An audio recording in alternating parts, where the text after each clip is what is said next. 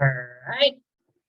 So, bago tayo mag-start, okay lang bang paki-comment dyan sa ating chat box kung naririnig ba?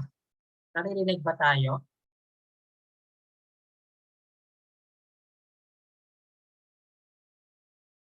So, naririnig ba? Para makasigurado tayo na, ayun, so rinig naman daw. Yes, sige. Alright, so magandang gabi, hapon, umaga sa ating lahat na nandito ngayon sa ating weekly uh, weekly online group coaching. So welcome dito sa lahat ng mga umattend ngayong araw.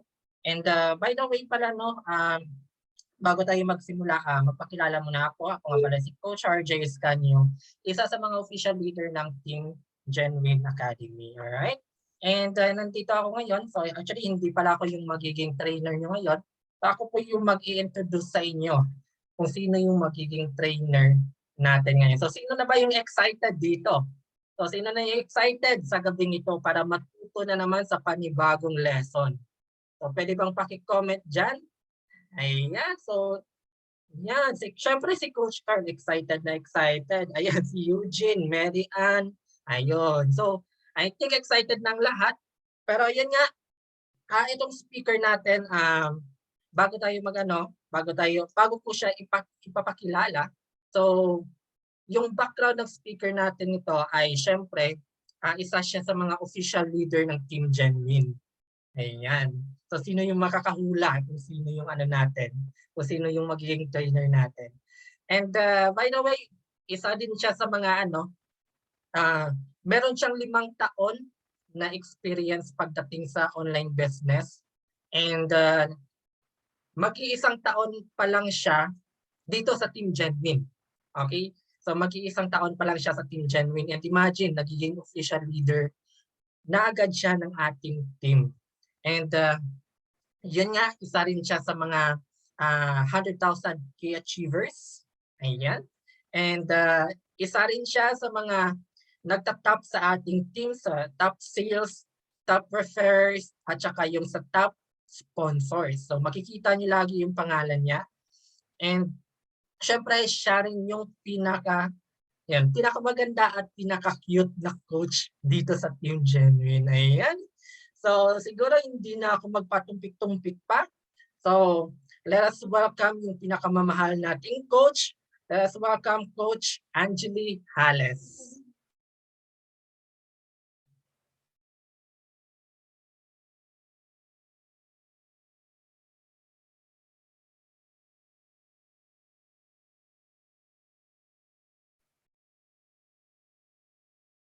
Yan. So, bago tayo magsimula, klaro ba? Narinig ba ako?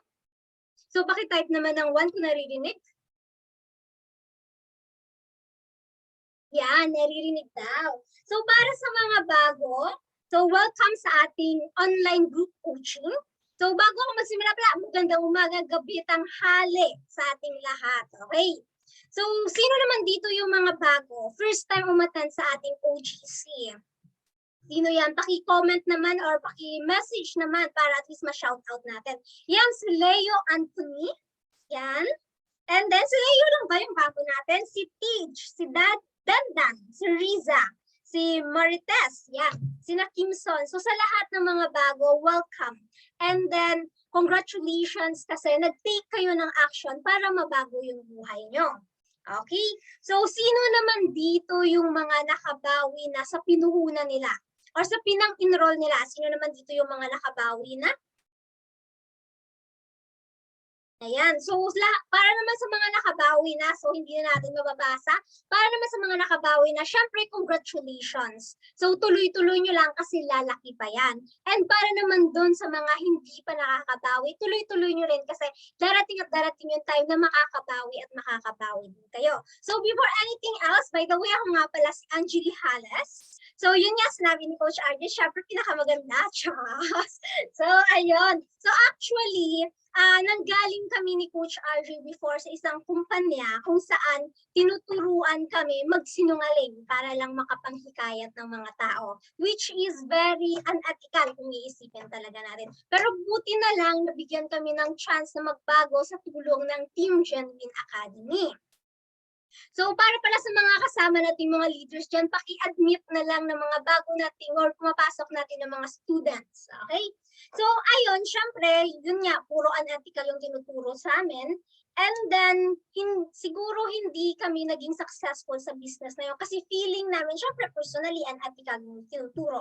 And at the same time, medyo merong kulang, which is napaka-importante ng kung ano man yung kulang na yun kasi yun yung isa sa mga basic or pa-fundamentals na kailangan natin sa pagnenegosyo, which is yun yung tinatawag natin na power. Diba? Ano yan? Ano yan? Hala, alam ko na yan, power. So, nagpakilala na ba ako? So, yun nga. Ano ba? Paulit-ulit tayo. So, I'm Angeli Hales. So, isa na rin sa mga official class leader ng Team Genuine and then co-founder ni Coach RJ sa Team Genuine Polaris. And so yun, munti ko nang makalimutan bago tayo mag-proceed, bago tayo, di ba, cut muna? Bago tayo mag-proceed, share ko lang or i-acknowledge ko lang yung mga ating mga top performer dito sa Team Genuine. So yung mga nagpe-perform ng consistent talaga dito sa ating team.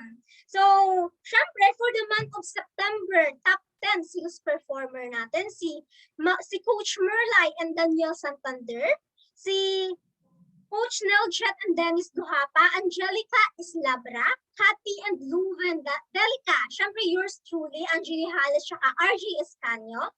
Top 6 si Mark Veray, top 7 Jessie Magante, top 8 Erlvin Fabian, top 9 Coach Jemaris Malinog, and top 10 Alfred Alcantara. Next. Paano mag-next? Ayun, next. So, para naman sa ating mga top 10 refer for the month of September, sila yung may pinakamaraming mga na-refer ng mga students dito sa Team Genuine. So, top 1, si Coach Alfonso, si Coach Maria, yours truly, Edelie, si Mark G, si Bridget, si Errol, si Tracy, si Coach Jemarie, si Michael Tipasha, tsaka si Louie here. Basta. So, pasensya na kung mali yung pagkaka-pronounce. And next is, para naman sa ating mga top sponsors. So, eto na for the month of September pa rin, eto yung mga may pinakamaraming napa-enroll na students dito sa atin sa loob ng Team Genuine. So, top 1, syempre Coach RJ Escanio and yours truly. Top 2, si Coach Jemarie Sumalinog. Top 3, Junjun Certeza, Coach Junjun. And top 4, si Coach RJ Capuras and Mark Reyes. So, kung mapapansin natin, di ba, most na mga nag-perform or top performers natin dito sa Team Genuine ay mga, usually mga leaders. Kasi usually mga leaders talaga yung mga nabibigyan ng chance para kumita ng malaki dito. Kaya kung ikaw, gusto mo ring kumita ng malaki talaga dito sa Team Genuine, dapat dapat syempre, i-goal mo na maging isa ka rin sa mga leaders ng Team Genuine. Okay, so ayun. So proceed tayo sa topic natin. Yan. So, yun. Diba? Picture pa ni Coach RJ yung nakita doon. So, ayun. So, yun nga, sabi ko, yung magiging topic natin for tonight is about power. So, ayan na, power. Ayan, yung iba allergic dyan sa power na yan. Pero ano ba yung power na yun? So, actually, acronym lang yan ng pag-uusapan natin. Kasi eto yung pag-uusapan natin, sabi ko nga, ito yung pinaka-basic, baga fundamentals, na usually napakahalaga talaga nito para sa mga baguhan. Pero, hindi lang para sa baguhan, kundi pati na rin sa mga matagal na sa negosyo natin. Kasi baga ito yung magsisilbing reminder sa atin, lalong-lalo na kapag medyo busy na tayo sa hataw, minsan nakakalimutan natin to. So ano-ano ang mga ito? So unang-una is yung tinatawag natin na personality development. Yan. So ano naman tong personality development? So napakahalaga na tayo bilang negosyante ay mag-grow tayo or mag-grow tayo as a person. So, actually, personally, isa din yun sa mga reasons bakit ko napili yung Team Genuine. Kasi pag sinabi nating personality development, gaya ng mindset natin, kasi pag sinabi natin, di ba, growth, kailangan talaga nating ma-develop as a person. So, sa pag-develop as a person or yung tinatawag nating personality development, kasama na din yun yung tinatawag nating skills. Siyempre, importante na mas ma-develop yung skills natin. Importante na mas ma-improve yung mindset natin, yung character natin. Kasi etong mga character natin, mindset natin, actually, hindi ito basta-bastang nababayaran. Or sabihin natin na hindi ito basta-bastang nakokopya ng ibang tao. Yung skills actually pwede pa siyang bayaran. Pero yung mindset, yung character, hindi siya basta-bastang nababayaran o nakokopya ng ibang tao. Kasi eto, baga, ayun, medyo nawala ako. Baga ito, it take time para ma-develop natin. Yung character natin, yung mindset natin, hindi instant na ma-develop natin to. So, kailangan natin ng time para mas ma-develop natin yung sarili natin. Pero minsan, di ba, sabi nga, skills. So, importante din, syempre, importante din yung skills. Pero minsan, pag alam natin yung reason why natin, kung bakit natin ginagawa yung negosyo, bakit natin kailangan gawin yung negosyo, pag alam natin yun, yung skills or pag alam natin yung negosyo, yung skills natin to be followed na lang siya eh. So pag alam natin yung why, yung skills nagiging madali na lang siya. So example, ano ba yan? Anong example? So maaaring narinig nyo na to. So gusto nyo ba ng story? Yan. So ayan. So story natin, so sa isang barangay, recall ko muna. So sa isang barangay, merong isang nasusunog na building. So sabihin natin yung building na yun nasa 5th floor, 5th floor, ano ba? 5, 5 palapag, yun, ayun. So 5 palapag yung building na yun. So habang nasusunog yung building, syempre yung mga tao doon nagpapanik, nagkukumpulan, pero good news kasi lahat naman ng tao, halos lahat nakalabas na lang. Pero sa 4th floor, meron silang napansin na bata na yung batang yun is nakalambitin at malapit ng mahulog. So syempre, kasi nakita nila yung bata na malapit ng mahulog, yung ibang tao na nagkukumpulan na nasa paligid o nasusunog na building kasi nga kasi hindi sila makalapit kasi sobrang lakas ng apoy. So nagpapanik na yung mga tao. And then sa 10 meters, di ba? So 10 meters away, meron dong isang ginang na nakikita niya yung pangyayari. And then siya din personally, nakita niya rin yung bata na malapit ng mahulog. Pero yung bata, nung malapit na siyang mahulog, nung nakabitaw na yung bata at bago siya tuluyang mahulog, akala syempre ng mga tao, iniisip ng mga tao, baka patay na yung bata kasi walang pwedeng makalapit or hindi nila kayang lumapit dun sa bata. So akala ng iba, patay na yung bata, pero laking gulat nila, bago pa yung bata tuluyang mahulog, merong nakasalo. So hulaan nyo, sino kayang nakasalo dun? So ayan. So actually, yung nakasalo doon is yung babae. Yung babae sa likuran. Yung chubby na babae, and then medyo maedad na siya. Syempre, yung mga tao is yung iba spoiler talaga, yung iba is nawala tuloy ako. So ayun nga, yung iba, syempre, di sila makapaniwala kasi yung babae is mataba, chubby, and medyo maedad na.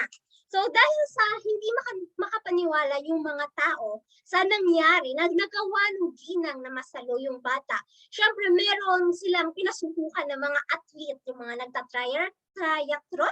triathlon, yung gano'n, yung mga, yung Olympics, tawag doon? So, yung gold medalist siya, gold medalist sa pagtakbo, syempre pinasubukan nila, mga gold medalist, yung mga, siguro, mga experience na ng mga athletes, pinasubukan nila.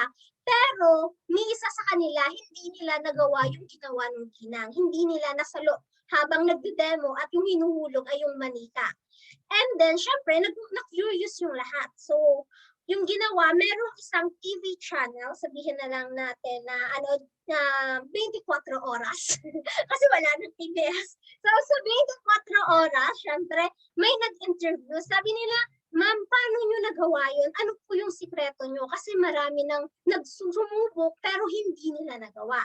Pero yung naging sagot ni Ginang is, ayan na. Sino to si Zoom user? Sabi nga, ni Zoom user, sabi ni Ginang is, syempre anak ko yun.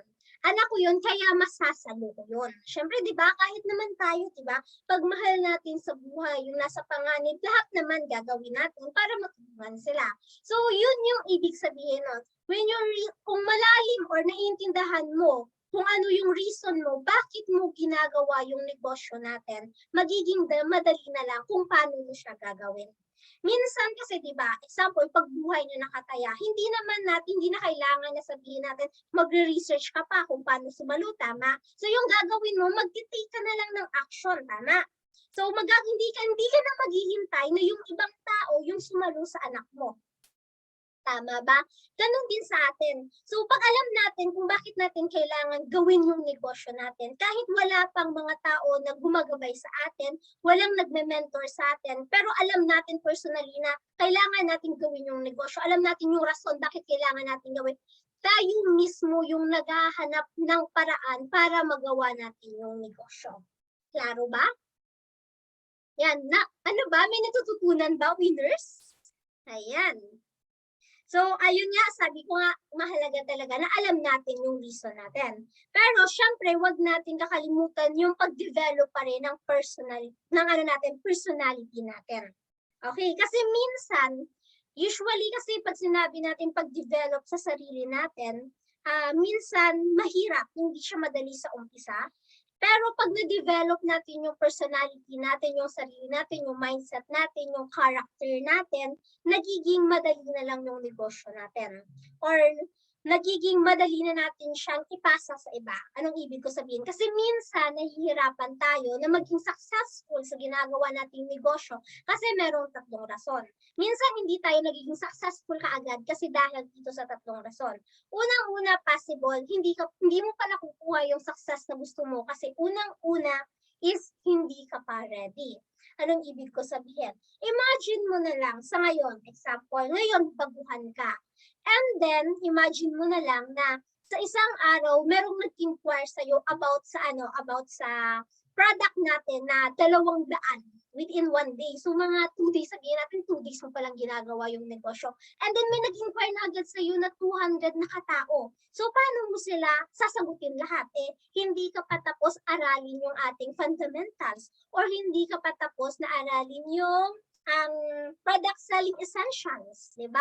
So, minsan, hindi binibigay sa atin kasi hindi pa tayo ready. Pero, syempre, hindi naman tayo agad-agad na magiging ready. So, para maging ready tayo, it takes time. So, ganun din sa personality natin. It takes time para ma-develop natin yung sarili natin. Kasi yung mindset, yung character natin, para ma-develop natin siya, kailangan natin ng practice. So, kailangan natin siyang ma-master. So, ma-master lang natin yun kapag patuloy natin siyang pina-practice. Okay? So, ayun. So, sabi ko nga, unang reason is hindi pa tayo ready. Minsan, naghahanap tayo ng shortcut. Baka merong magic script na pag sinabi ko lang, mag-e-enroll na agad yung prospect ko or bibili na agad ng produkto. Baka naman merong shortcut kung saan may papakita lang ako, mag-e-enroll na sila. Pero actually, walang ganon. Kasi nga, lahat is meron siyang proseso. So, meron siyang proseso.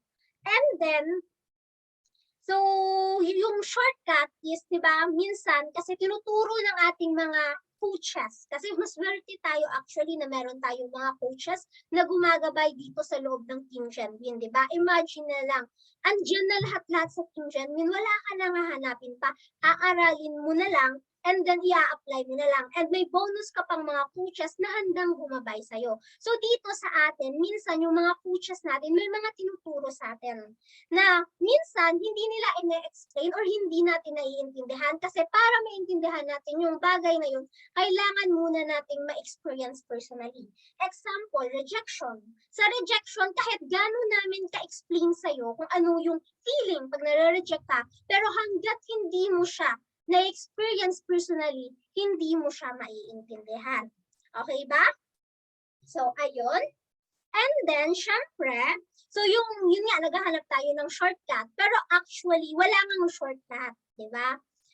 Kasi usually, yung mga mentors natin, pwede na rin natin silang ma-consider as shortcut na rin natin. Kasi, pero although shortcut natin sila, pero hindi pa ganun kabilis.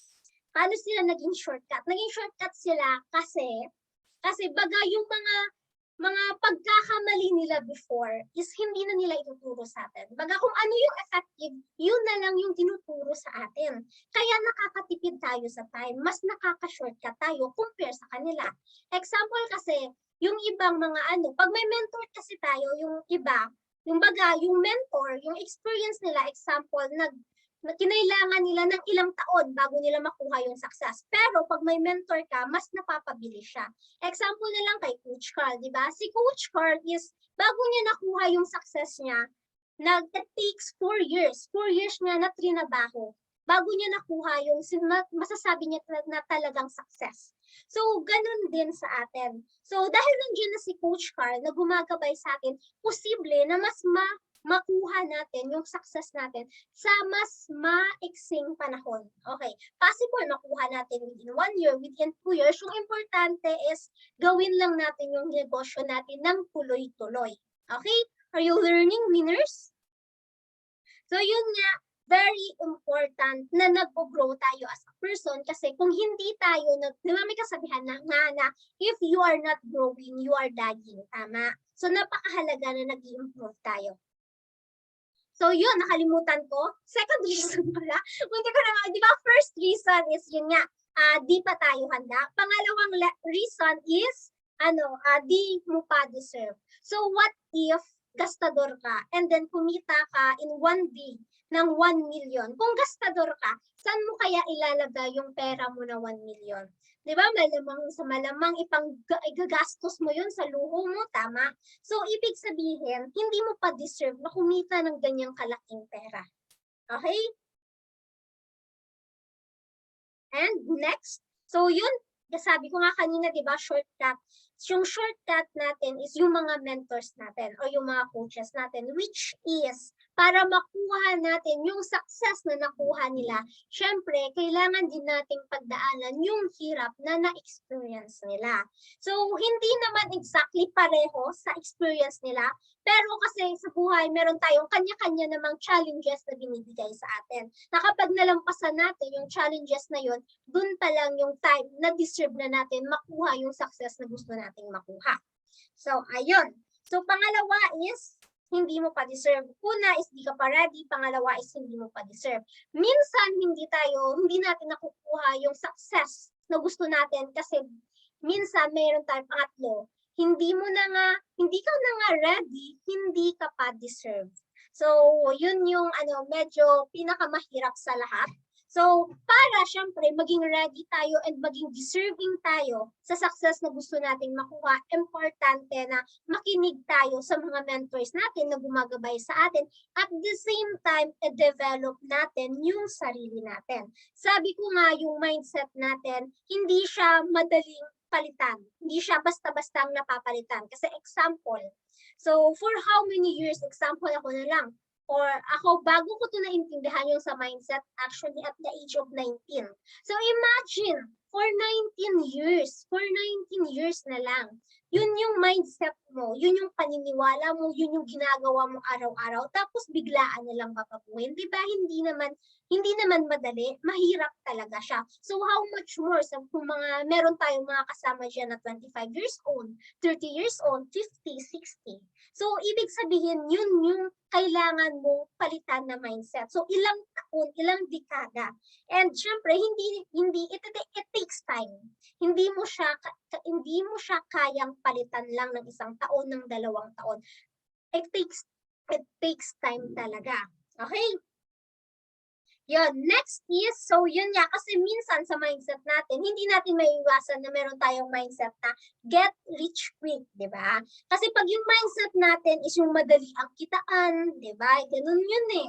So, minsan naghahanap tayo ng madali ang kitaan. So, pero, meron niyang kasabihan, di ba, na kung gusto mong maging madali yung buhay mo, gawin mo yung mahihirap. Okay? Wala akong copy dito. Basta yun yung pagkakaintindi ko. Okay? So kung gusto mong maging madali yung buhay mo, dapat may gawin ka ng mga bagay na mahirap. Pero kung gusto mong maging mahirap yung buhay mo, yung gagawin mo ay yung mga madadaling bagay. Anong ibig ko sabihin? Diba? Kasi yung get rich quick na mindset is yun usually yung mindset ng mga mahihirap kaya sila naghihirap.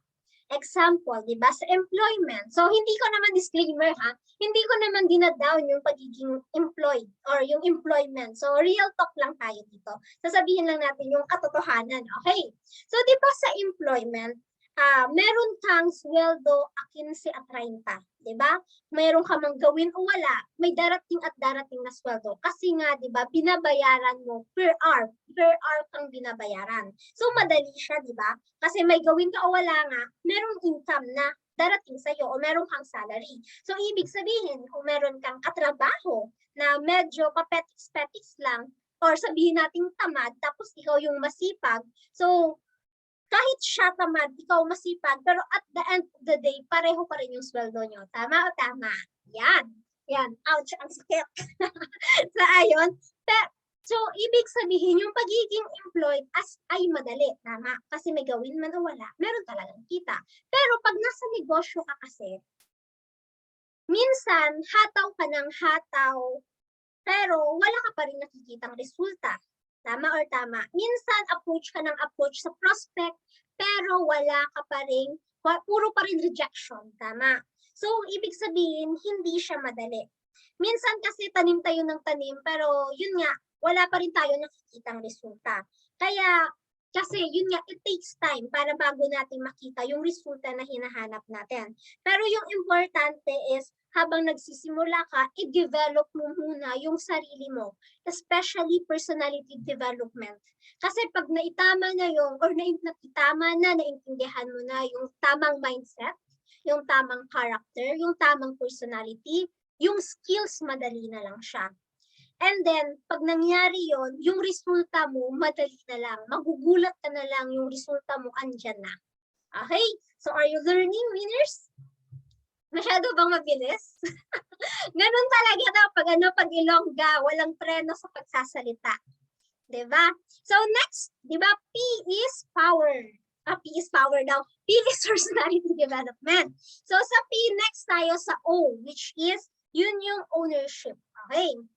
So sa ownership naman, yun yung sinasabi natin na kailangan nating mag-take ng full responsibility sa sarili natin. Kasi di ba? Kasi usually yung nangyayari pag may hindi magandang nangyayari sa sarili natin, sa buhay natin, usually yung ginagawa natin, turo dito, turo doon. Sisi dito, sisi doon. Tama o tama?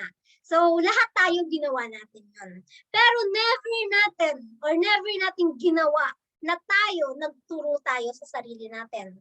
Diba? Sinong guilty? Tayong lahat. Tama? So, pag sinabi nating ownership, take responsibility 100% ng buhay natin. Kasi kahit gano'n nating sisihin yung ibang tao, yan yung alarm natin. So kahit gano'n natin sisihin yung ibang tao, hindi natin sila control. Hindi natin sila mababago. Kasi yung tanging mababago at makokontrol lang natin ay yung sarili natin. So kasi sa oras na nakita nila na meron tayong pagbabago, dun pa lang sila magsisimulang magbago. So example, si Coach RJ, di ba? Si Coach RJ talaga nakita. Si Coach RJ actually, sabi ko nga galing kami sa magkaparehong kumpanya, pero nauna siya sa akin sa Team Genuine ng almost 7 months? 6 months daw, 6 months. Bakit? Kasi personally, hindi niya ako in-approach na gawin yung Team Genuine. So ayan. So hindi niya ako sinabihan na gawin ko. Basta sabi niya, supportahan ko lang daw siya. Pero kasi, diba, habang nandun si Coach RJ, actually, humingi ng permiso na gagawin niya yung Team Genuine. At first, sa akin personally, medyo masakit. Diba? Iwan niya ako sa previous company namin, tapos siya mga ibang kumpanya. So, medyo masakit. Pero syempre, sinuportahan ko pa rin siya. Kasi sa isip ko that time, kapag hindi siya kumita doon sa Team Genuine, babalik din naman siya sa kumpanya. Diba? Ang sama. So, pero, eto yon. Pero kasi, habang ginagawa niya yung Team Genuine, nagtitraining siya sa tabi ko. Diba? Diba? Alam na this. Nagtitraining siya sa tabi ko. Pero syempre, ako, kasi medyo denial pa, nagde-deny-denial pa na hindi tama yung pinagagawa ko before. Syempre ako, nakikinig ako, pero paminsan-minsan pasok dito, labas doon. Pero kasi dumating sa point na nakikita ko yung improvement kay Coach RJ. Nakita ko yung pagbabago sa kanya and naparealize ako sa sarili ko, bakit ganun? Bakit? Ilang months niya palang ginagawa yung Team Genuine pero ang laki na ng improvement sa sarili niya. Ang laki na, no, yon tawag dun, madiskarte daw sabi ni Coach Carl. Pero yun nga, nakita ko na ang laki ng improvement. Which is, ako 5 years kong ginagawa yung negosyo sa previous company ko. Pero yung mga natututunan niya sa loob ng Team Genuine, hindi ko natutunan sa previous company ko. So, ayun. So, nakita ko yung development mismo sa kanya. Nakita ko yung pagbabago. Kaya ako, syempre, I love this. So, syempre, ginawa ko na rin yung Team Genuine. So, ayun. So, pero actually, hindi lang naman kasi yung pagbabago about sa pera eh. Yan, kapag mega family members mo, loudspeaker mo yung phone. Cheesy. Ayan, meron na kayong keep mula kay Coach Carl. So, ayun. So, kasi 'di ba usually, kasi kahit ako personally, yung family ko, kasi nga 'di ba nanggaling ako sa previous company, almost 5 years ako doon, sa mga hindi pa nakakaalam. And then yung nangyari kasi doon, yung kita ko doon, sakto lang sa panggastos. Ano ibig ko sabihin yung panggastos? Kasi dati nire-require kami pumunta monthly, hindi pala, quarterly sa Manila. Iloilo ako, kailangan ko lumipad pa Manila para lang makapag-attend ng mga event, ng mga sales rally daw. Para lang mag-training daw. Kailangan kong lumuwas ng Manila. So dahil doon, yung income ko, sakto lang din yung panggastos. Pero most of the time, kulang pa. Diba? Imbis na kumita, nalugi pa. So, ayun. So, syempre, yun yung naging experience ko sa previous company ko. Syempre, yung mother ko, hindi yung family ko, hindi mo maiiwasan na medyo magduda sila, na medyo mag-alala sila na what if yung nangyari sa'yo sa previous company mo, mangyari din dito sa Team Genuine. So, syempre, hindi natin maiiwasan yun na mag-alala sila. And then, at the same time kasi, yung family ko, sila yung nagpupush sa akin na magtrabaho na lang ako, imbis na mag-business. So, ayun. Ano yan. So, syempre, kasi yun yung nangyayari, imbis na ako personally na sisihin ko yung mga magulang ko or what, so ginawa ko siyang motivation para mas humataw pa ako, para mas gawin ko pa yung negosyo. So, ganun din sa akin. So, yung mga negative or yung mga discouragement ng mga family natin, gawin natin siyang motivation para mas ihataw or gawin pa natin yung negosyo. Pero sa ngayon, syempre, kumikita na kami ni Coach RJ, kami na yung, syempre, nakakapag-ambag kami dito sa mga expenses sa bahay most of the time. Talaga, kami na. And then, syempre, baga yung mga hindi ko nagagawa before sa previous company, dito ko na nagagawa. So, kung dati sa previous company ko, ni minsan hindi ako nakakapagbigay sa mga magulang ko, dito sa Team Genuine, nakakapagbigay na ako sa kanila. So ako na yung nagbabayad sa kuryente, nagbabayad sa internet, nagbabayad sa gamot, pati sa maintenance, di ba? Sa maintenance. So kami na yung gumagastos dito sa bahay. So syempre, with the help pa rin ng family namin, tumutulong pa rin syempre sila sa amin. Pero yung feeling ba na ikaw personally, nakakatulong ka na sa pamilya mo. Unlike before na kasi ako spoiled ba? Hindi naman super spoiled, baga happy-go-lucky, di ba? Okay lang makapagbigay, okay lang hindi. Kasi alam ko dati, kaya nila kahit wala ako. Pero sa ngayon kasi, kailangan ko talagang magbigay. Okay. So, ayun, kasi dahil doon, syempre, hindi mo na naririnig yung parents ko na pinapahanap pa nila ako ng trabaho. Syempre, ipagpapalit ko pa ba yung kita namin ni Coach RJ sa ngayon kaysa sa sweldo namin sa employment, diba? So, example, may 15,000 ka sa monthly. Syempre, ipagpapalit mo ba yung kita mo ngayon sa Team Genuine kaysa doon sa sa kita mo sa employment? So, kasi sa amin, although hindi pa ganun, sobrang laki ng income namin. Pero kahit pa paano kasi nakakatulong na siya para sa pamilya namin, nasusuportahan na nila. Pero syempre, kailangan pa namin i-push para mas makuha namin yung goal na gusto namin. So, ayun. Sabi nga, pera lang ang katapat. Kasi imagine mo, kung yung family mo, dinidiscourage ka sa ngayon, dinidiscourage ka, parati kang sinasabayhan na, wala ka ng time sa amin, nag-negosyo ka na lang. Yung mga ganun, di ba, dinidiscourage ka. Meron kasi tayong tinatawag na plaque. O yung tinatawag natin na pera lang ang katapat. So, ayun, plaque yan. Tama yan si Coach Jean Marie. Plaque lang. Kasi, once na nakapagbigay ka, imagine mo na lang, yung nanay mo, dadaan ng dada, di ba? Yung tatay mo, yung partner mo. Pero what if, habang nanineg ka kanila, sabihin mo, eto ano ba? Eto honey, just honey. So eto honey, 20,000 pang grocery mo, pang shopping mo. Pag hindi mo yan naubos today, wala ka ng budget sa akin bukas. So, ayun. Imagine mo na lang kapag ganun ka na, di ba? Siyempre, pag ganun na yung ginagawa mo, hindi ka na nila i-discourage. So, hindi lang actually sa pera, pero pati na rin yung mga kahit konting pagbabago. Kung dati hindi ka nagkukusa na maglaba, na magluto, na maghugas ng pinggan, pero nung nagsimula ka sa Team Genuine, nagpukusa ka na, naglilinis ka na, naglalaba ka na, naghuhugas, nagluluto ka na, sasabihin ng parents mo, anong nakain mo? Bakit parang ang sipag-sipag mo? Siguro may kailangan ka, di ba? So, ganun, di ba? Yun. So, di ba, pag ganun, kasi, tapos sasagutin mo lang yung parents mo, ay kasi Nay, natutunan ko na sa Team Genuine na kailangan daw namin na sa pagnenegosyo daw, syempre, kailangan na namin tumulong sa pamilya namin. Di ba? Pag ganun yung sinabi mo sa parents mo, discourage pa ba kayo? Di ba? Hindi na. Okay. So, ayun. Kasi nga, di ba, importante lang na take ownership sa sarili natin. Baga, tayo yung may control sa sarili natin. Sarili lang natin yung kaya nating kontrolin. Sa sarili lang natin yung kaya nating baguhin. And syempre, yung pagbabago, saan siya magsisimula? Syempre, dito pa rin, balik pa rin tayo sa mindset. Magsisimula yung pagbabago sa mindset natin. Pag nabago natin yung mindset natin, mababago natin yung sarili natin. Pag nabago natin yung sarili natin, dun pa lang magsisimulang magbago yung mga tao sa paligid natin. Kasi sabi nga, di ba, mindset equals action equals result. So ibig sabihin kung yung mindset mo is positive, syempre yung action mo is positive. Pag yung action mo positive, syempre yung result mo positive.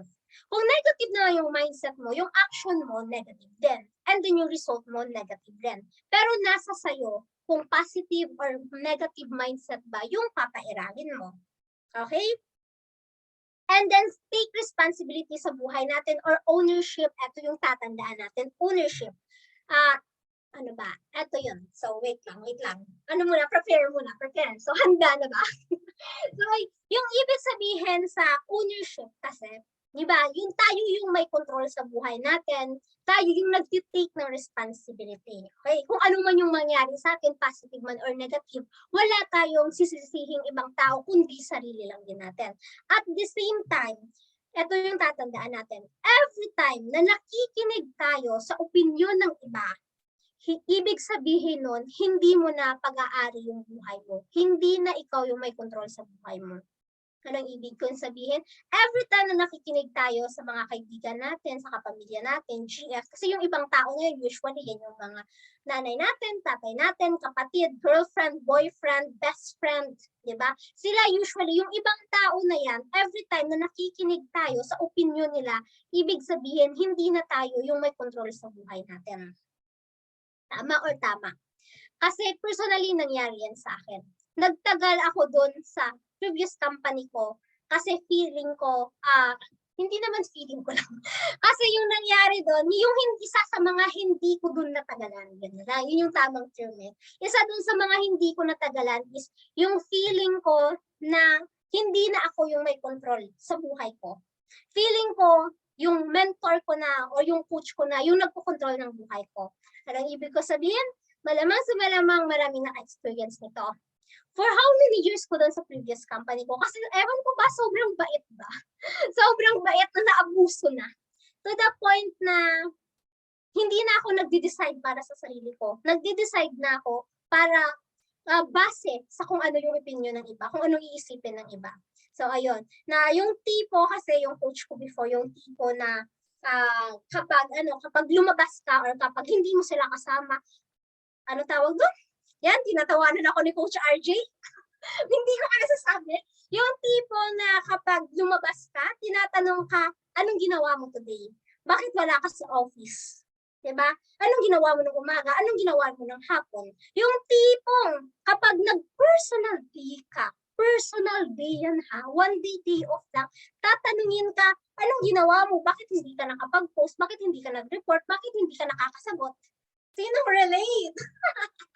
Diba? Nakakasakal! Diba? So which is, napakaswerte natin sa Team Genuine kasi hindi yung ginagawa sa atin. Hinahayaan tayo na gawin natin kung ano yung gusto natin. Tayo yung responsable sa buhay natin. Okay? Kasi yun nga, pwede naman kasi, di ba? Pwede naman kasi na example, pwede naman na hindi mo gawin yung Team Genuine. Pero kami kasi kahit hindi mo gawin yung Team Genuine is patuloy pa rin namin nagagawin yung Team Genuine. Di ba? So yun, sabi ko nga, yun yung talaga. Yun yung nakakasakal doon. Kaya buti na lang, meron nagpa-realize sa akin na mali pala talaga. Okay, so yun, next. Yan, next. Diba, ano na tayo? Meron na tayong personal development, personality development, meron na tayong ownership. Next is work. Okay, work. So, ito yon. So, sa work naman, ito madalas yung nakakalimutan natin bilang negosyante. Yung salitang trabaho. Anong ibig ko sabihin? Kasi sabi nga, usually niniwala tayo na, you are your own boss, di ba? Ako yung boss ng sarili ko. Pero nakakalimutan natin na ikaw din yung empleyado ng sarili mo. Ikaw yung boss ng sarili mo, ikaw din ang empleyado ng sarili ko. Okay? So kasi dito, yung dapat nating gawin is dapat meron tayong utak negosyante pero galaw empleyado pa rin. So sa negosyo natin, kailangan na rin natin itong trabahuin. Para kumita tayo, kailangan natin trabahuin. Kasi hindi naman tayo yung tipong pinangakuan na mag-invest ka dito, wala kang gagawin, kikita ka. Hindi ganon. Kailangan natin dito ng hard work. Okay? Kasi, yun nga, example, sa employment na lang ha. Sa employment, yun nga, di ba, nagtatrabaho tayo. Pero sa employment, at the same time, kasi meron tayo dun na, na mindset, na example, di ba? Usually, sino dito yung mga nahihiya kapag nag-a-approach sa prospect, nahihiya kapag kumakausap sa prospect, kahit cellphone, kahit video call, nahihiya. Sino yan? Sino yan? Yan, yung mga nahihiya. Actually, normal yan. Kahit kami, nagsimula kami na nahihiya. Yan, di ba? Hindi na halata. So, mahihiyain kami before, lalo-lalo na si Coach RJ. Di ba? Yung tipong, naririnig ko po, yung tipong hindi kita kakausapin kapag hindi mo ko kinausap. So, ganun kami before, lalo-lalo na kung hindi ko kilala. Pero kasi dito sa negosyo, kailangan nating mag-adjust. Kasi sabi nga, hindi tayo yung mag-a-adjust dito or hindi yung pangarap natin yung mag-a-adjust. Tayo yung mag-a-adjust para sa pangarap natin. Okay? Kasi usually, example, mahihain ka. Pero what if, imagine mo na lang, what if one day, isang araw, yun, nag-e-echo, baka nag-echo. So one day, may tumawag sa'yo na staff ni John Gokongwei. Kilala nyo ba yun? Yan, yung mga introvert, yan. So, yun, medyo introvert lang. Kasi nakapag-adjust na. Pero before, hindi mo ako mapapakausap. So, kasi ngayon, kahit ngayon naman, kapag hindi ko kakilala, hindi ko kakausapin. Unless kailangan kong kausapin. Gaya nito, situational ba? So, ako yung tipo na hindi ako magsasalita kung hindi kailangan. So, kahit kaming dalawa ni Coach RG, kahit magkasama kami, tahimik. Kahit sa kapatid ko, sa nanay ko, sa tatay ko, hindi ako ganun kapalakwento. Diba? Tahimik talaga. Pero kasi, yun nga, situational. Pag kailangan na magsalita, pag feeling ko wala na talagang ibang magsasalita, ako na lang yung mag-volunteer. So, ganun, diba? So, ayun. So, what if, example, secretary ni John Gokongwei, tumawag sa'yo, tapos sabihin na, sino ba andito? Si Rico, example, si Rico. Hello, Rico, sabihin, tumawag yung secretary ni John Gokongwei. Hello, Rico, merong offer sa'yo si Sir John Gokongwei. Diba siya yung may-ari ng ng Robinson pala. Robinson, siya yung may-ari ng Robinson. Diba? Sabihin niya na merong offer sa'yo si Sir John Gokongwei. Kumausap ka lang ng ng every time nakakausap ka ng isang tao tapos offeran mo na maging business partner ni Sir John Gokongwei, bibigyan ka niya ng 5,000. Whether accept niya man yung offer ni Sir Gokongwei or hindi. So pag ganun, pag binibigyan ka ng pera, ma-accept man or hindi, kakausap, mahihiya ka pa rin ba na kumausap sa ibang tao? Di ba hindi na? Kasi may bayad eh. Di ba may bayad? So, katanggapin niyo man yung offer ni Sir John Gokongwei or hindi, may bayad ka eh. Syempre, gagawin mo na lang siya, tama? So, yun yung tinatawag natin na employment mindset. Yung employment mindset is, kahit 1K lang daw, sabi ni Coach Junjun, yung employment mindset is ito yung magtatrabaho lang tayo kapag may sure na kapalit. Diba? Magtatrabaho lang tayo pag sure na may kita. Diba? Ganun din sa trabaho natin, diba? Magpapasok lang ako sa trabaho kapag sure na may sweldo ako. Hindi ako papasok sa trabaho kung wala akong sweldo. Diba? Yun yung tinatawag natin na employment mindset. Magtatrabaho lang na tayo or gagawin lang natin kapag may sure na income. Eh pagdating kasi sa negosyo, hindi ganun eh. Kahit effort tayo ng effort, hindi tayo kumikita kaagad. Kasi pag sabing employment mindset, so sa employment mindset nga, yun nga, pag-sure lang. Pero pag sinabi naman kasi, yung mindset naman ng mga entrepreneur is yung para silang nagtatanim ng bamboo shoot. Diba? Anong bamboo sa Tagalog? Basta para silang nagtatanim ng bamboo. Kawayan. Ligay nun ata, hindi ko sure kung Tagalog yung kawayan. Okay? Tagalog daw, sabi ni Coach RJ. So ayun, para silang nagtatanim yun, sabi nga ni Eugene Kawayan, nagtatanim ng kawayan. Na sa first 4 years, yung mga entrepreneurs, so sa first 4 years, pag nagtanim ka kasi ng kawayan, sa first 4 years na pagtanim mo, wala ka masyadong makikitang, tawag, wala kang makikita na tubo or hindi siya, ganyan, hindi siya tumutubo. Hindi siya nag-shoot, okay? So, tataas yan or lalaki uusbong, ayun pala eh, uusbong, di yan uusbong. So, may uusbong yan, ilang centimeters lang. Imagine, first 4 years. First 4 years, di ba? Siyempre, kung yung magtatanim may ordinaryong tao na walang kaalam-alam sa pagtatanim ng kawayan, syempre, isipin natin na patay na yung kawayan. Kasi kahit anong dilig natin, anong fertilizer natin, hindi pa rin siya umuusbong. Or kung may umusbong man, sobrang liit. So imagine sa first 4 years. Pero sa ika-5th year niya, doon na lang siya bigla-biglang mag-shoot or bigla-biglang tatangkad, tataas or tatangkad ng up to 9 feet. Kaya siya tinatawag na bamboo shoot. Kasi biglaan yung pagtaas niya. So, ganun din sa negosyo natin. Sa negosyo natin sa umpisa, magtatanim tayo, hindi natin makikita agad yung tubo niya, hindi siya umuusbong kaagad.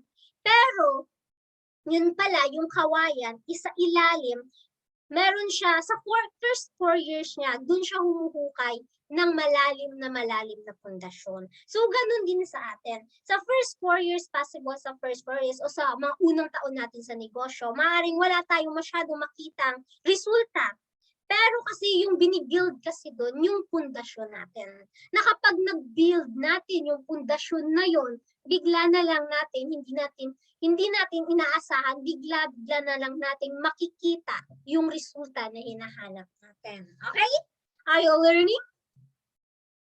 So, ayun. Kasi hanggat meron tayong employment mindset, kung saan, di ba, gagawa lang tayo, tatrabaho lang tayo kapag merong sure na kita, hanggat meron tayo ng mindset na yon, hindi natin makukuha yung income na gusto natin. Possible may maabot tayo na income, pero pag na-reach natin yung certain na income na yan, hindi na tayo pwedeng lumagpas kasi merong limitasyon.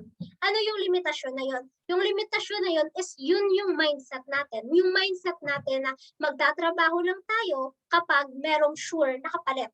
Yun yung nagli-limit sa atin para makuha natin yung success na gusto natin or yung income na pinaka-goal natin. Okay?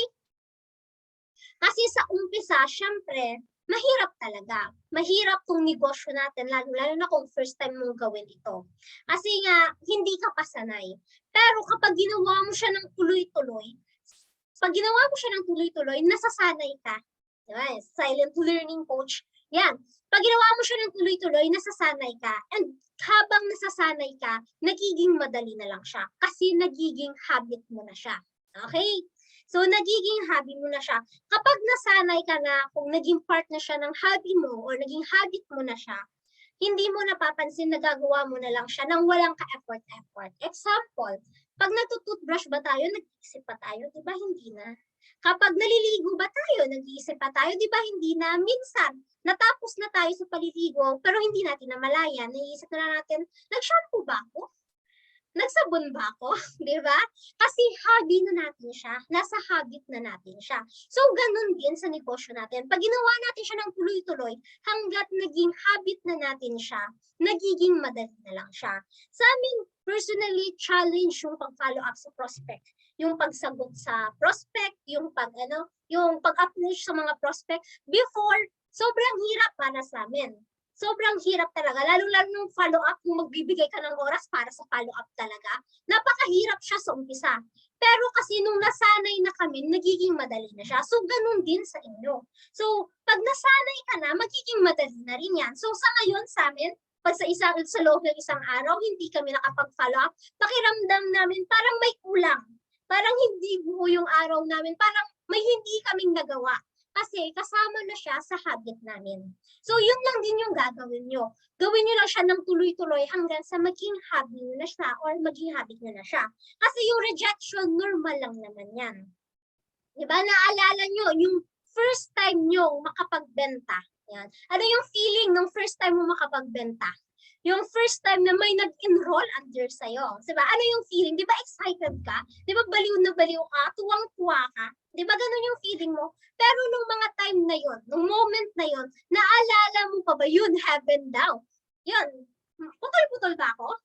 Hindi naman? Or baka sa signal lang nila. So, di ba nung moment na yon, di ba excited ka? Pero hindi mo naisip or di mo naalala yung 1,000 nag-reject sa'yo?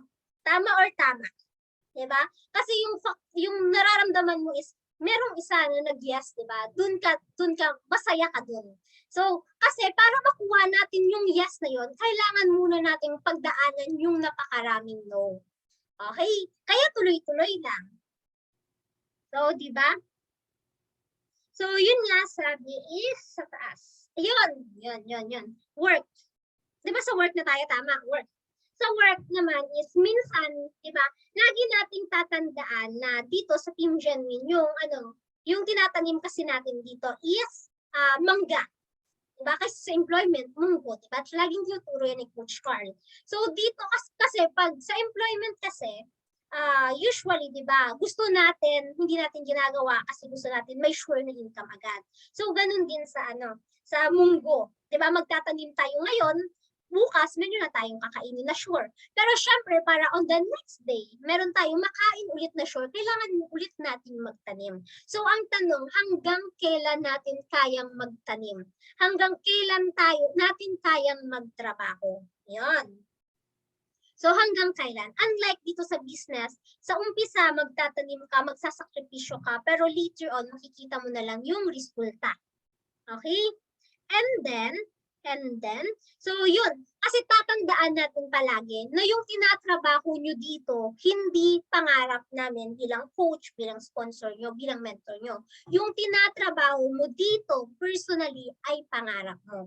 Kasi pwede naman na mag-quit ka na lang, sabi ko nga kanina, pwede naman na wag mo na lang gawin yung negosyo nito. Pero yun nga, so, kapag hindi mo yung ginawa yung negosyo, syempre, walang mangyayari sa'yo. Pero sa amin, okay lang kahit hindi mo gawin negosyo. Kasi kami personally, nagtatrabaho din kami para sa sarili namin pangarap. Okay?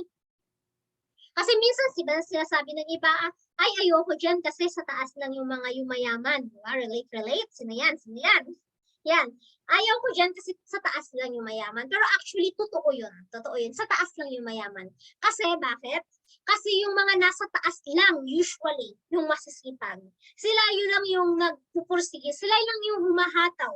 Sila yun lang nagde-develop sa sarili nila. Sila yun lang yung nag-work hard.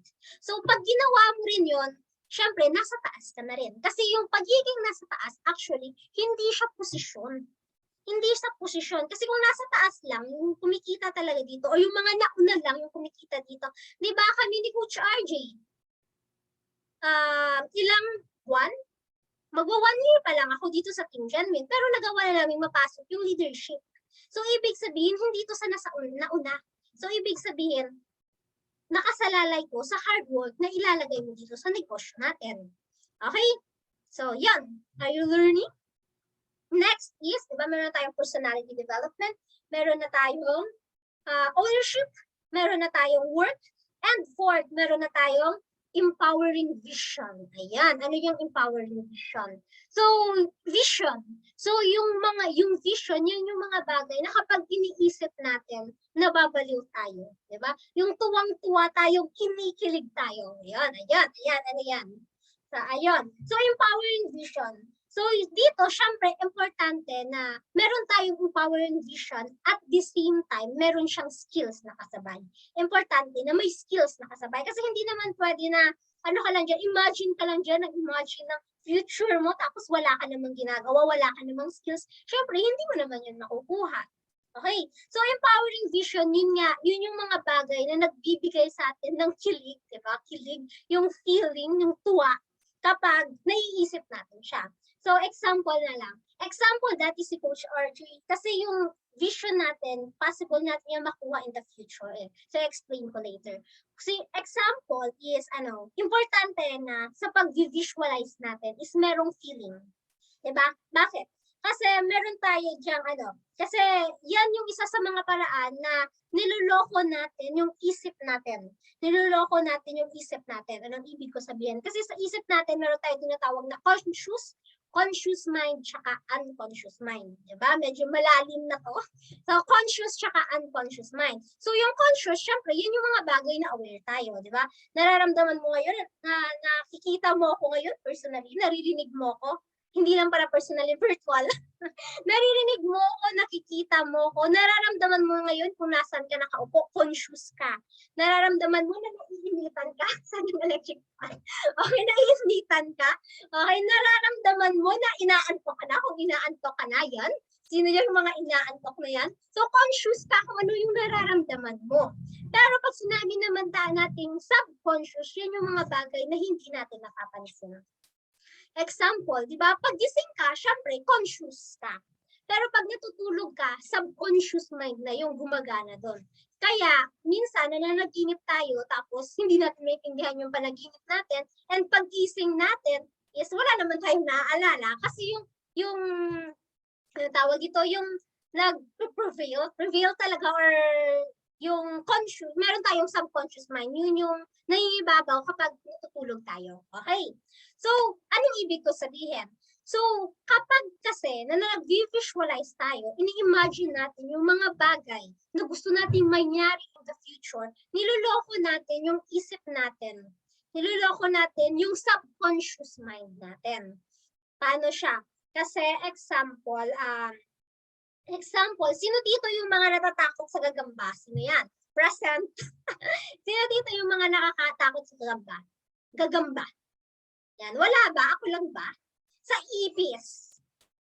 Yan. Sa ipis, sinong natatakot? Wala. Walang nakatakot. Walang natatakot sa sa ipis talaga.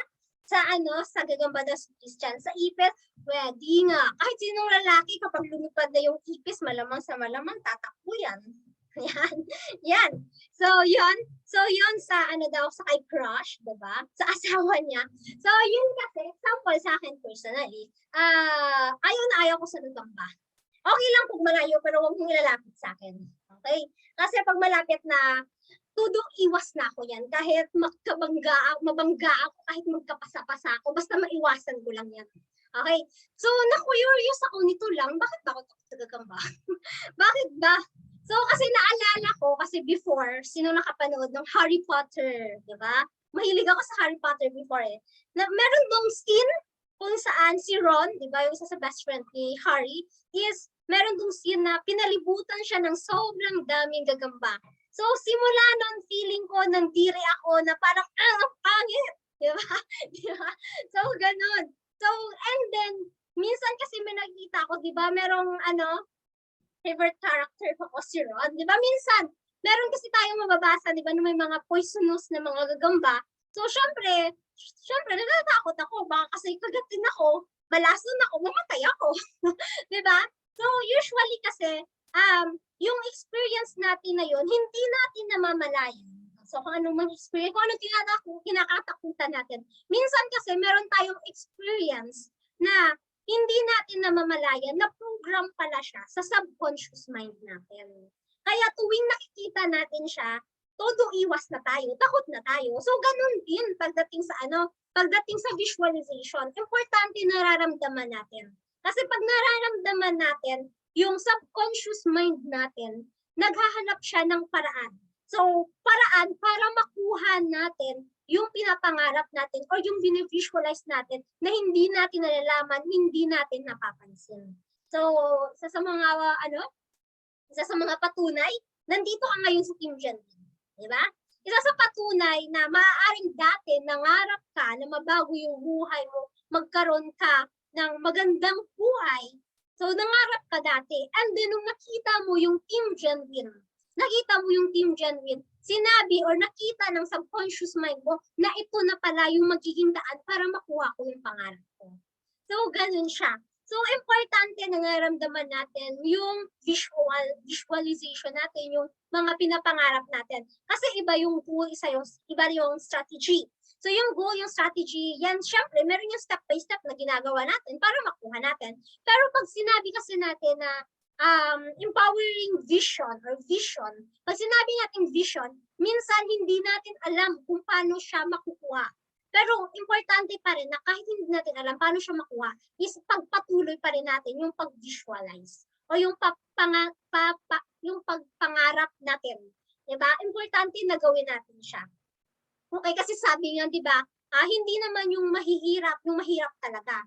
Yung mahirap ay yung mga walang pangarap. Kasi libre na nga, wala ka pa. Diba? So, ayun. So, importante yung empowering vision. Kasi personally, vision, before si Coach RJ, kasi sa amin dalawa siya yung mas mahilig mag-visualize. Siya yung mas baliw, okay? So ako si Coach RJ, sinasabi niya yan parati na nung bago pa lang siya sa Team Genuine, goal ko na i-visualize ko, dito magiging leader ako, diba? So which is nangyari siya, kasi isa yun sa visualize niya. So ako, nung nag-start ako, syempre sa Team Genuine, isa din siya visualize ko is maging leader ako. Yung makapasok kami sa mga top performer, sa top referrer. So isa yun sa visualize namin, which is nung nakuha na namin, napakasarap sa feeling. Isa sa visualize ni Coach RJ before is naming dalawa is yung everyday, meron kaming mapapa-enroll na new students sa Team Genuine, which is nangyari siya. Isa din sa visualize niya is everyday, di ba una is, meron kami mapapa-enroll na bago sa Team Genuine. Everyday, yung mga students namin dito sa Team Genuine ay may mga mapapa-enroll na rin. So, nangyayari na siya paunti-unti. Nagsimula lang siya sa visualization. Siyempre, importante din yung pag-take natin ng action. So, ayun. So, yun. May nakalimutan pa ba ako? Wala na, I think. So, ayun. Iyan pala yun. Naalala. So, yun nga, sabi ko, importante naramdam natin yung kilib talaga, yung excitement, kung nababaliw ka. Isa sa mga tip na binibigay pala ni Coach Carl para maramdaman mo yun is, kung may gusto kang kunin, mo lang siya, pwede mo siyang mapanood sa YouTube, panoorin mo siya ng paulit-ulit. Kasi sa paraan na yun, na-excite ka. So example, may gusto kang cellphone na kunin or mabili, panoorin mo lang siya ng paulit-ulit kasi sa paraan yun, nagiging excited ka. So kagaya sa amin kagabi ni Coach RJ, nag-chat. Kasi pag dito sa office, hindi kami masyadong nag-uusap niyan. Mas nakakapag-usap kami pag nasa boarding house niya na, doon na kami nagkaka-time. Kasi pag sa office, hataw talaga. Hindi kami masyadong nag-uusap.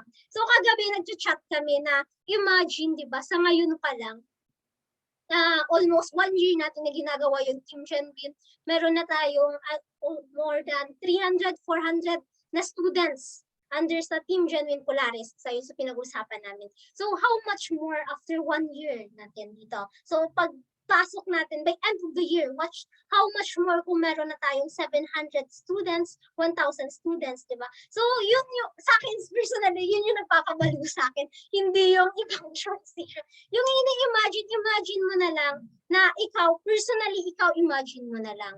Na imagine mo na one day, yung lahat ng mga students mo, example, 1,000, kahit 1,000 students mo pa lang, habang nagsisimula pa lang sa lagay na yun ha. Imagine mo na lang, 1,000 students mo, lahat sila nagtipon-tipon sa isang lugar. Imagine mo, andun ka, kasama mo silang lahat. Diba, ang sarap sa feeling? Diba? Ang sarap sa feeling na kasama mo sa, grabe, ang dami nila. Diba? So, isa yun sa mga visualization namin dito sa Team Gen. So, ngayon, nasa 400 to 500 pa lang yung students na under sa leadership namin ni Coach RJ. Pero, syempre, isa sa goal namin is 1,000 and then mas mapalaki pa. Okay? So, importante yung visualization na kung ano yung nagpapakilig sa atin, nagpapa-excite, yun yung visualize natin. Kasi kung nag-visualize lang tayo na walang feeling yan, yung walang feeling, parang nag-daydreaming ka lang. Importante na nararamdaman mo yung excitement, yung kilig factor. Okay? So, are you learning?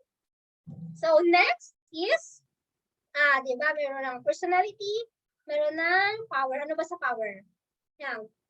Yan, sabi nga ni Emmanuel, ano yun, nawala siya. With God, all is possible. So, ayun, personality development, ownership, work, and then empowering vision. Fifth, last but not the least, renounce. Ano yung renounce? Renounce. Ano yun? Sa renounce, eto yung tinatawag nating sakripisyo. Eto yung madalas hindi pinag-uusapan kasi usually natatakot tayo na matakot yung mga students natin, tama. So, kasi sa negosyo natin dito, sa pagsisimula natin, kailangan talaga nating magsakripisyo. Okay? Kasi kami talaga, nagsakripisyo kami nung nagsisimula kami. Ano yun? Ano yung mga sinakripisyo namin? So, ako personally, yung mga kaibigan ko, sinakripisyo ko.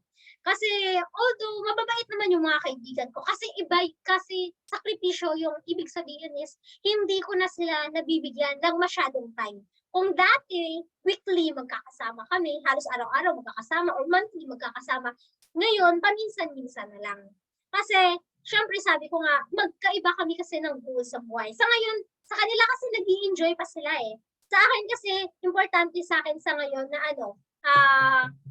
sa akin is pay now, lay later. Yan. So, para sa akin, sa ngayon, magsasakripisyo muna ako pansamantala para mas ma-enjoy ko yung buhay ko later on. Sakripisyo pansamantala lang naman. Anong ibig sabihin? So, ako, nag-sacrifice ako, kaibigan ko. Sakripisyo ko is, yan, usually dati, naglalaro ako ng ML. Ay, hindi ML, COC. Sino yan, nakakaalam ko ng COC. So, hanggang magdamag ako naglalaro niyan. Pero, nung naintindihan ko is, sakripisyo muna. Kasi yung paglalaro, pero hindi ako nag-ML, hindi ko na inaral kasi mahirap na baka i-consume niya yung oras ko. So, sakripisyo muna for the meantime. Ano pang sakripisyo? Panunood ng telebisyon, diba? Panunood ng TV, panunood ng YouTube, panunood ng K-drama. Ang sakit. K-drama. So, yun actually ako personally, mas mahilig ako sa K-drama before. Alam niyo ni Coach RJ na tipong pag nasimulan ko yung episode 1, hindi ako titigil hanggat hindi ko naubos yung episode 16 or episode 30. So, ganun ako sa Kaya ayun, diba, umiiwas na lang ako. Kasi, sakripisyo muna sa ngayon. Kasi magsasakripisyo ka muna sa ngayon. Kasi later on, pwede mo naman yung balikan anytime. Okay? And then, sakripisyo pa, television, hindi na masyado nanonood ng TV. Hindi na, lang, balita. Diba? Kasi importante din from time to time updated sa balita. Sa mga bagyo, kahit nga bagyo, hindi na ako updated eh. Nagtatanong na lang ako kay Coach RG pag malakas yung ulan dito, may bagyo ba ngayon? Diba? Ganun na lang eh. So, ayun. Kasi TV, actually, kasi nung naintindihan ko din po, is yung TV is pinoprogram lang tayo. Kaya nga, television program. Kasi pinoprogram tayo. Sa kakapanood natin ng mga drama, ina-apply natin sa buhay natin. Tama o tama? Sinong relate? Yung minsan, di ba, pati yung mga linyahan, nakukuha na natin. Yung meron akong linya dati na natandaan, yung ang, ang, ano ba yun? Basta nakalimutan ko. Sabi nga doon, parang you have me at my worst. She loved me at my best. Pero parang ganun. Basta, yung script ni John Lloyd, hindi masyadong na-memorize ako. Di ba? Pero sino yan? Sino yan? Sino yan? Sino yung mga nakapanood ng mga yan? Alam na yung mga nanonood. Pero anong year pa ba yun? 2005, 2009? Hindi ko na alam. Matagal na. Hindi na ako masyadong nanonood ng movie. Wala ko na pa. Mas mahilig ako personally sa action. Action tsaka comedy. So, ayun. Yan. Si One More Chance daw. Alam pa yung title. Di ko rin alam. Basta ganun lang.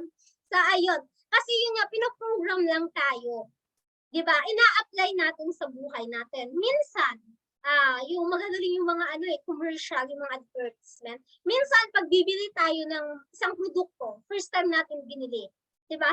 Sasabihin natin, ay maganda to. Pero hindi rin tayo masyadong alam sa produkto na yon. Pero kasi dahil parati natin yun napapanood sa TV, diba? Sa commercial, napoprogram tayo na bilhin yung produkto na yon. Tama o tama? Diba? Di nyo napapansin? So, ganun siya. So, yun sakripisyo talaga sa renouns. Kasi pag nagsakripisyo ka ngayon, later on, pwede mo siyang balikan anytime. Baga, habang nagsisimula tayo, sakripisyo lang muna. Kasi pag andun na tayo sa taas, ang dali na lang bumaba. Anong ibig kong sabihin? So, imagine mo, pag dumating sa point na kumikita ka na ng malaki, and then nakakain mo na yung gusto mo, so, imagine mo kung pag dumating ka na sa point na everyday baboy, everyday pork, di ba, na high blood ka nun? So, imagine na lang dumating ka sa point everyday pork, chicken, beef, di ba?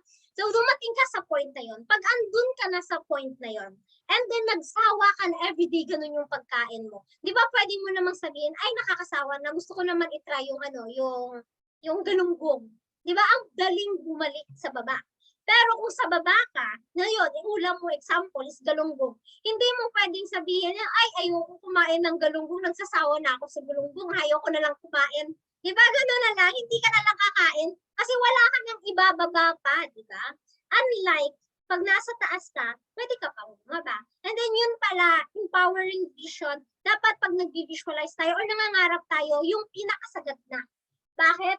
Kasi usually, yung nangyayari kasi ginagawa natin, nag-visualize tayo ay yung pinakamababa pa eh.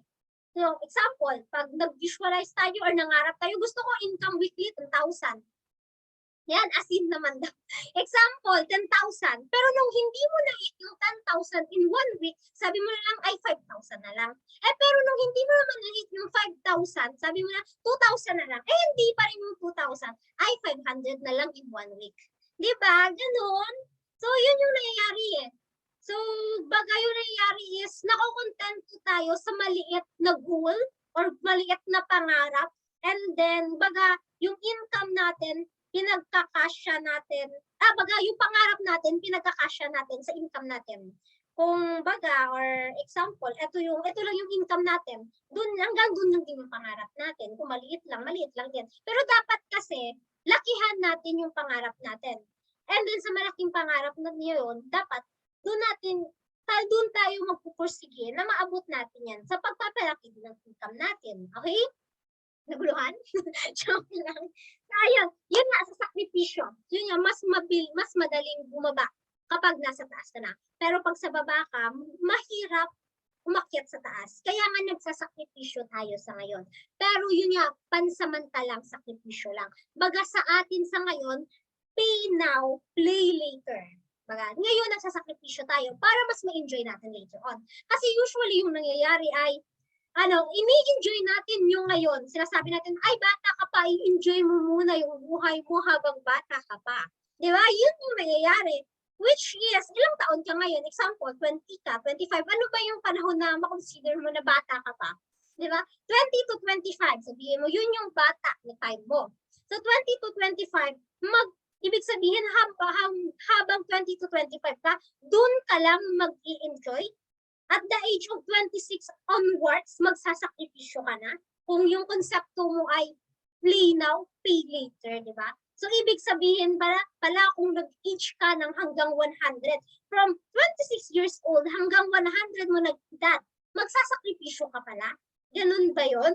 So, what if palitan na lang natin na ngayon is magbabayad ka, pay now, play later.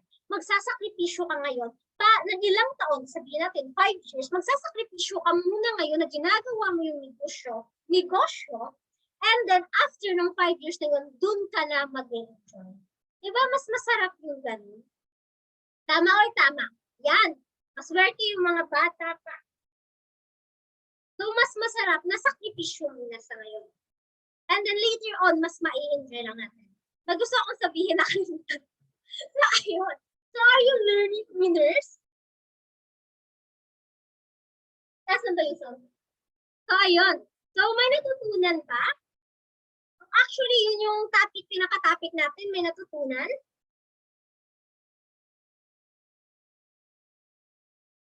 Ayan, learning. So, kung may mga katanungan, pwede tayo mag-entertain ng mga katanungan.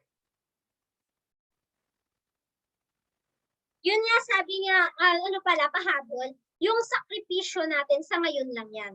And then, yung haba or yung bilis or yung tagal ng sakripisyo natin, actually, nakadepende sa hard work na ginagawa natin. So, nakadepende kung gaano tayo ka-hardworking, gaano natin tinatsagang gawin yung negosyo, kung gaano natin dinidevelop yung sarili natin, gaano natin dinidevelop yung mindset natin, paano tayo nagpupursige. So, nakadepende doon yung bilis at bagal ng sakripisyo na gagawin natin. Okay? Yan. So, meron pa mga katanungan.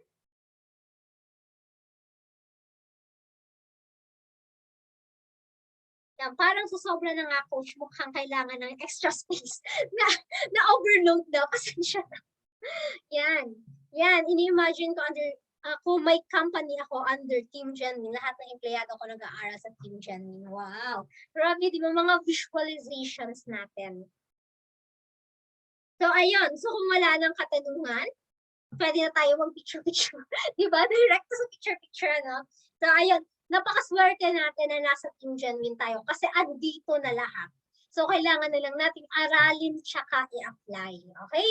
So, ayun, assignment pala, winners. So, assignment, after nito, di ba, may picture-picture tayo. So, after nito, pwede nyo i-post yung picture nyo or picture natin. And then, pwede kang maglagay lang dyan ng caption na 1 or 2 or 3 sentences kung ano yung pinaka-tumatak sa inyo ngayong gabi. Okay? Yan, tama. Kompleto Ricados na yung Team Genmin. Yan. So, wala nang katanungan. So, si Eugene Gadjao, paano kayo mag-follow up sa prospect? Eugene, or hindi lang si Eugene or sa lahat dito ng mga students natin. Yung mga nagtatanong kasi, representative lang natin yan sa mga nagtatanong. Maaaring yan din yung tanong nyo. Pero actually, tinuturo to namin sa sa sponsoring mastery. So, meron tayong exclusive na group para sa mga nakatapos sa BYB. So, goal nyo para sa mga hindi pa nakakatapos ng Building Your Business natin is matapos nyo ito para magkaroon kayo ng access sa ating exclusive group. Doon namin tinuturo yung pagdating sa pag-follow up sa mga prospect. Okay? Pero kung hindi lang naman to sa paghahanap ng students. So sa paghahanap sa prospect naman, follow up sa prospect na na example sa products, diba? Kasi nagbebenta din tayo. So sa products, sa pag-follow up, meron kami, ginagawa namin yung follow up every day. Nagpa-follow up kami. Pero syempre, sa sobrang dami ng prospect namin, naka-organize na yun kung sino yung mga ipa-follow up namin. So ayun, pero much better advice na magkaroon kayo ng access or goal nyo na magkaroon kayo ng access sa BYB and then matapos nyo yun kasi doon natin tinuturo yun. Si Paul Fabian, coach, ganyan na ba talaga enthusiasm nyo dati or nag-practice nyo lang po?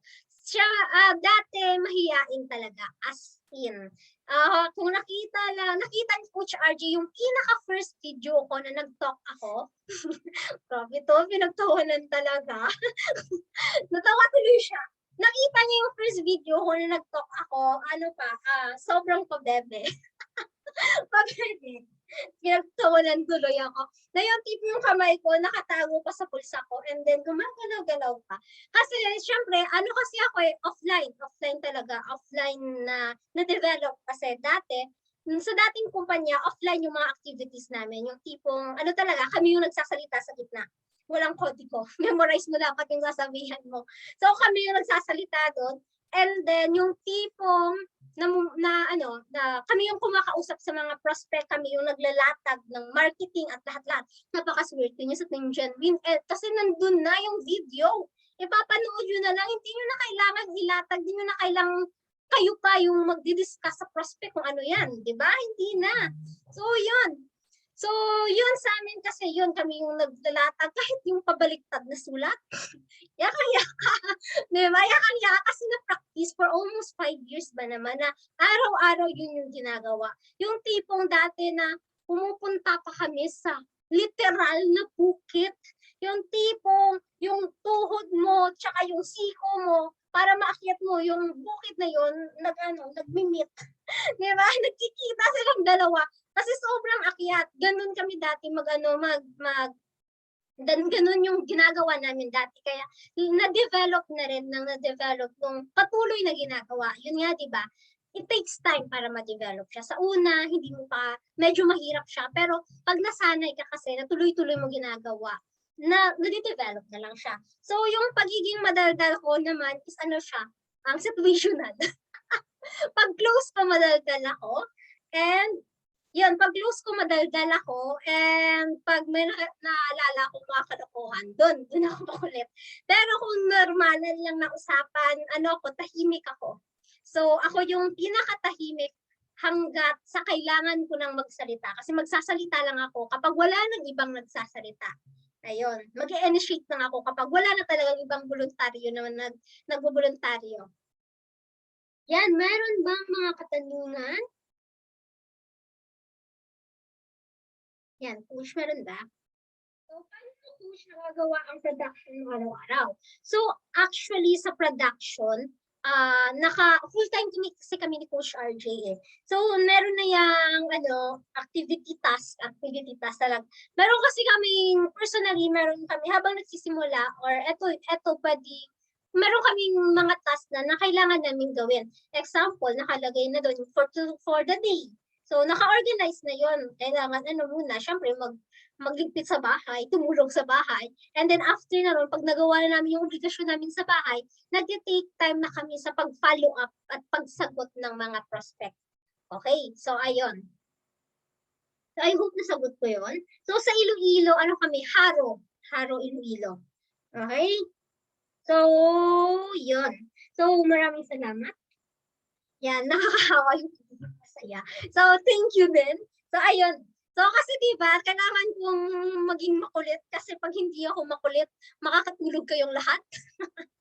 Diba? Ayan. So, kung wala niyong katanungan or kung may mga hindi man tayo nasagot na katanungan, pwede niyo akong i-message para pag available ako, masagot din namin kayo. Or available yung mga coaches. Siyempre, kung may mga katanungan kayo, pwede niyo rin i-message yung mga coaches natin. Yan. Sino to si Lodi Cathy Pototan. Yan.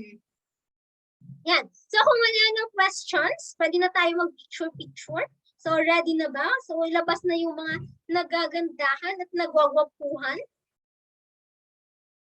Yan. So, labas na yung nagagandahan at nagwagwapuhan nating pagmumukha para makapag-picture tayo. Coach RJ. Yan, ilang take ba tayo? 9 take. Grabe, ang dami nyo. Yan, ayan. Yan. Tabi muna natin to. Okay. So, ayan. Okay. So, signature pose. Ready na? 1, 2, 3, smile. Yan. Next batch. Okay, wag mo na ibababa. 1, 2, 3, smile. Yan. Ulit mo na sa blue coach. Yan. Merong hindi nakapag-prepare. 1, 2, 3, smile. Yan. Next batch. Baba muna. And then balik. Balik yung signature pose. 1, 2, 3, smile. And then next. Pang-apat na. 1, 2, 3. Smile. Yan. Pang-5. 1, 2, 3, smile. Yan, pang-anim. 1, 2, 3, smile. Yan, wala nang picture, pwede nang bumaba. Yan, 8. Yan, 9. So, ayun. So, congrats, winners. And then, apply agad yung mga natutunan. So, have a great day assignment. Huwag kakalimutan. God bless. Bye!